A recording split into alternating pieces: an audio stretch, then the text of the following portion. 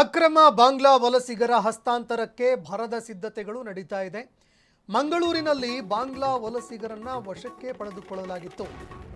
ಕಟ್ಟಡ ಕಾರ್ಮಿಕರ ಸೋಗಿನಲ್ಲಿ ಇದ್ದಂತಹ ಅಕ್ರಮ ಬಾಂಗ್ಲಾ ವಲಸಿಗರು ಈಗ ಈ ಅಕ್ರಮ ಬಾಂಗ್ಲಾ ವಲಸಿಗರ ಹಸ್ತಾಂತರಕ್ಕೆ ಸಿದ್ಧತೆಗಳು ನಡೀತಾ ಇದೆ.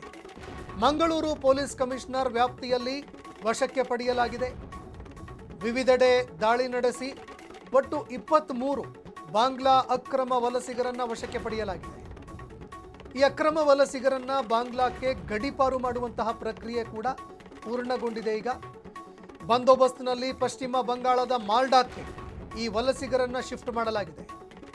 ಹಿರಿಯ ಪೊಲೀಸ್ ಅಧಿಕಾರಿಯನ್ನ ಒಳಗೊಂಡಂತಹ ಒಟ್ಟು 30 ಮಂದಿ ಪೊಲೀಸರ ತಂಡ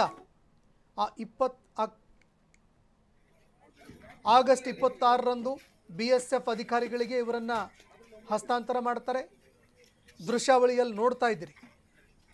ಅಕ್ರಮ ಬಾಂಗ್ಲಾ ವಲಸಿಗರು ಭಾರತದ ಭದ್ರತೆಗೆ ತಲೆನೋವಾಗ್ತಾ ಇದ್ದಾರೆ. ಇದು ಇವತ್ತು ನೆನ್ನೆದಲ್ಲ, ಹಲವಾರು ದಿನಗಳಿಂದ ಇರುವಂತಹ ಸಮಸ್ಯೆ, ಹಲವಾರು ವರ್ಷಗಳಿಂದ ಇರುವಂತಹ ಸಮಸ್ಯೆ.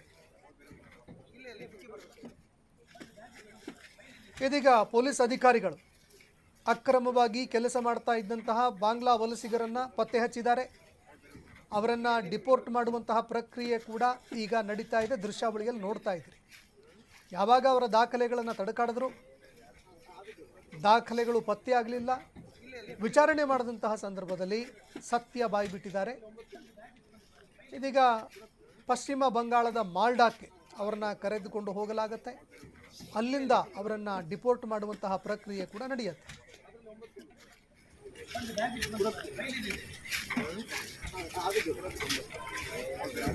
ಇಲ್ಲ